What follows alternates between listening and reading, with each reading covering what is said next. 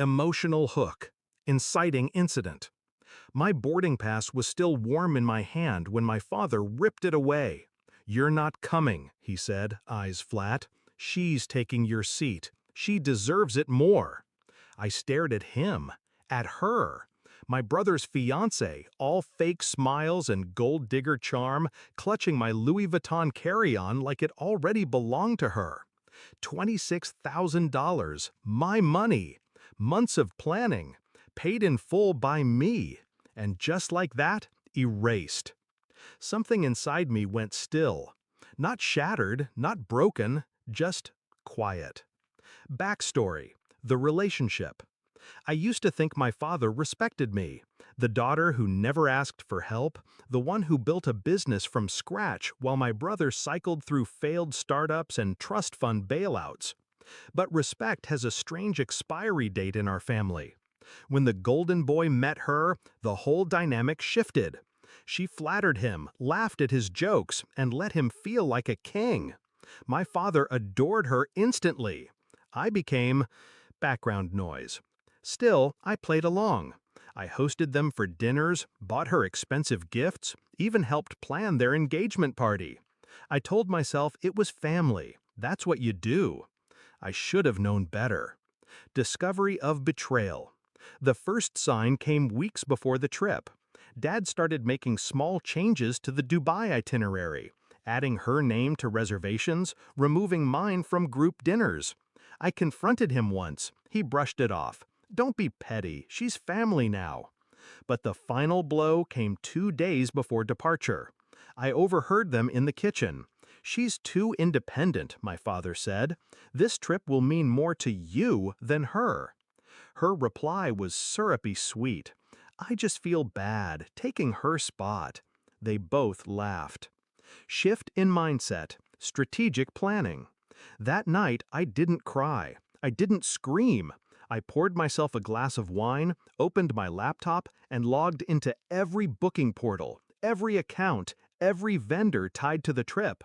My name was still on everything because I had paid in full under my business account. I didn't cancel. That would be too merciful. I started rewriting the trip, quietly, precisely. Execution of the plan. Step 1. The flights. I kept their seats but downgraded them. Luxury Emirates first class swapped for cramped economy. I added a technical processing fee that drained the onboard meal budget. Step 2. The hotel. Their 5-star Burj Al Arab suite rebooked into a modest 3-star near a construction site. Non-refundable. No upgrades available. Step 3. The activities. The yacht tour booked for the wrong date. Desert safari removed entirely. Instead, I replaced it with a 2-hour seminar on entrepreneurship in the Middle East, hosted in a sweltering conference hall. Attendance mandatory, because I listed them as keynote speakers. Step 4. The money. Because the trip was paid through my company, I filed it under client development. When the tax auditor accidentally called during their trip, my father would have to explain why he was using company funds for personal travel. Climax. The confrontation. I didn't go to the airport. I waited. 3 days into their dream vacation, my phone lit up. My brother, yelling, "Did you mess with our bookings? We're stuck in the middle of nowhere. Dad's using it." I could hear my father in the background shouting about refunds, calling me ungrateful. I let him rant. When he finally demanded an explanation, I spoke slowly, calmly. "You told me she deserved it more," I said, "so I gave her exactly what she deserved." Silence. Then, low and venomous, "You've humiliated us." "No, Dad," I replied. "You did that the second you chose her over me. I just made sure you'd remember it." Resolution. Emotional release. When they came back, the air between us was different. My father wouldn't look at me.